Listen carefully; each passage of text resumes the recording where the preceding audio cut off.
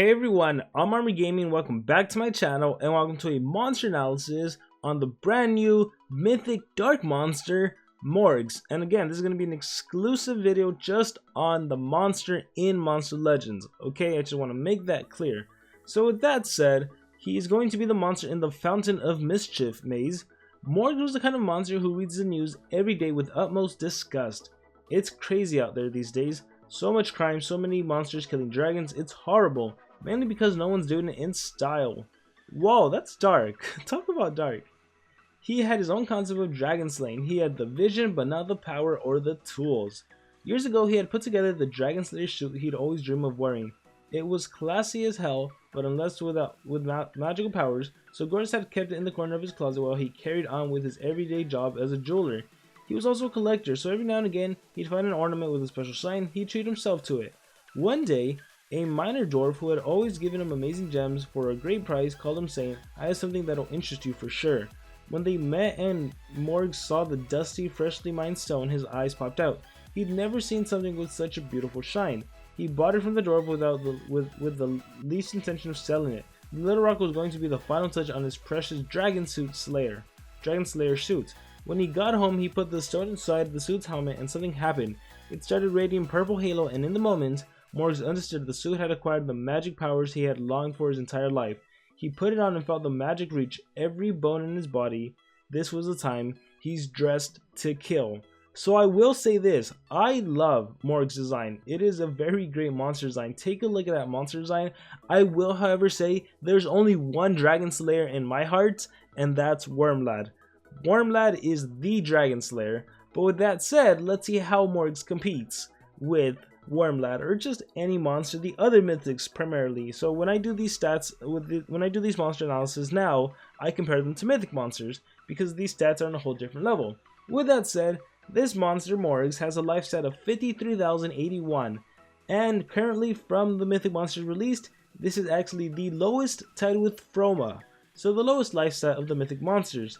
Then this monster has a power stat of 5280, which is very surprising to me because this power stat is also the lowest, tied with Van Decken, the fire possession mythic monster. So right when I was looking at this monster, I'm like, wait a minute, if this monster is supposed to be a dragon killer, I assumed he was going to be an attacker and in the dragon book and just dominate that category, but he has a low stat in the power category, so that's interesting. His highest stat, however, is that speed stat, 4875. That is the fastest monster in the game, tied with Froma. So currently, Morgz and Froma, fastest monsters in the game. And let's get into the traits. At rank 0, unranked, you get torture immunity, which I think is a good thing. I think the game is full of tortures.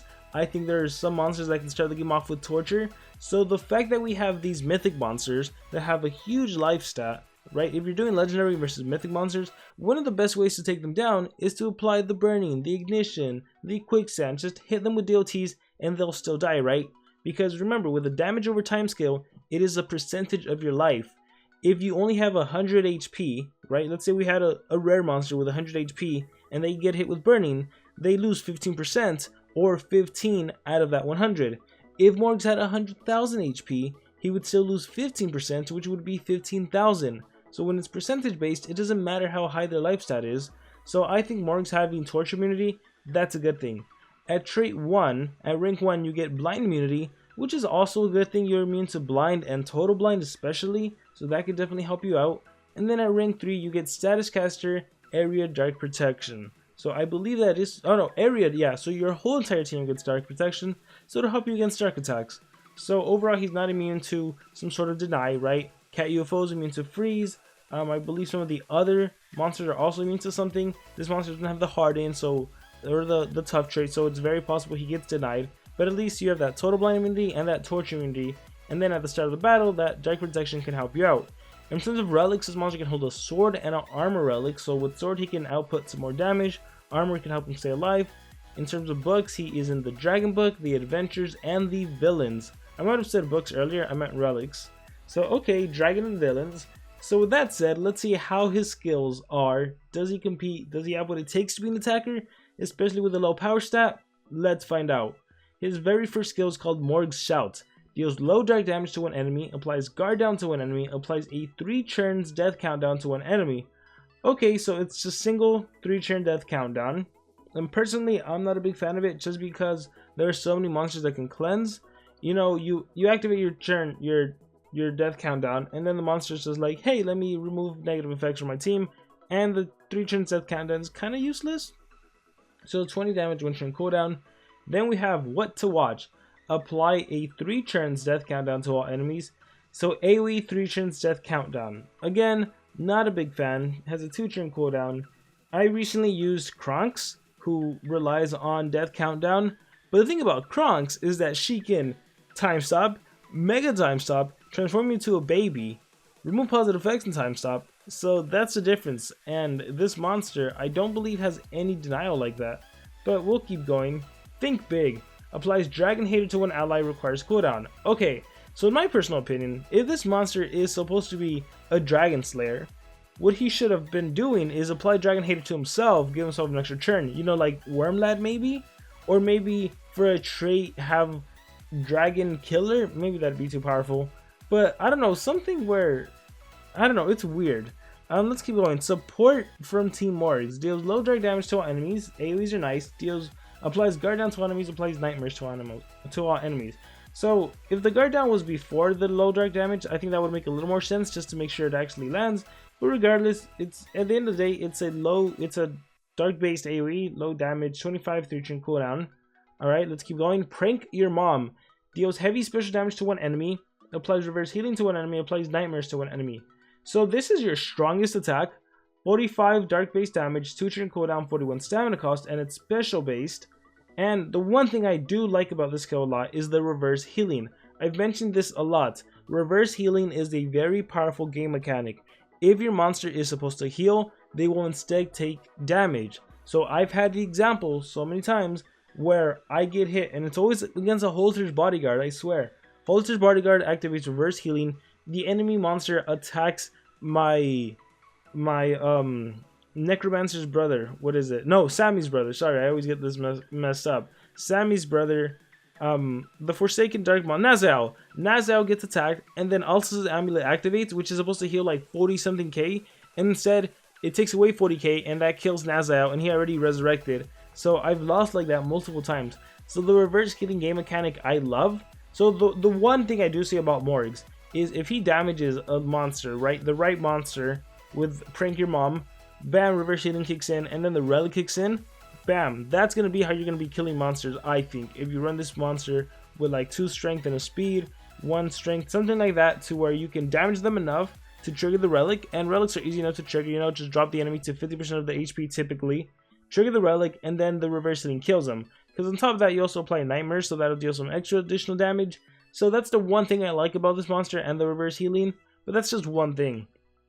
And the last skill we have is Morgz Fest. Deals moderate dark damage to all enemies, applies negate healing to enemies, and daze. So now we have another AoE skill, dark based. Negate healing this time, so negate and reverse are not one and the same. Negate healing just makes you heal by 0, so it literally negates the healing, you don't heal anything. Whereas reverse healing, you actually heal a negative amount, which means you take damage. So the good thing about this is just it's a dark based AoE against Megaton monsters. You can still run this monster with strength and potentially kill them, and then you daze. Overall, I gotta say I'm not that impressed with the skill set. The biggest issue, well, one of the more major issues is even looking at the cooldowns, 1, 2, 3, 2, 3. This monster doesn't have any 0 cooldown skills. When we look at Armor Claw, he has Remember to Subscribe. It's a 0 cooldown skill, and a very powerful one at that.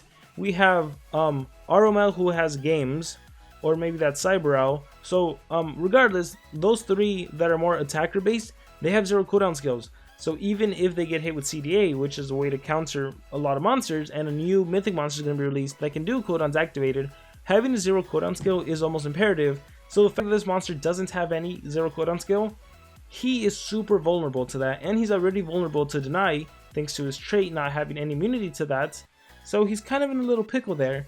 And even if you do fight a monster with cooldowns activated, and you get hit with cooldown activated, and you wait a turn, the only skill you're going to be able to do is a Morgz Shouts, which is low dark damage, and a 3-turn death countdown, which won't really help you out.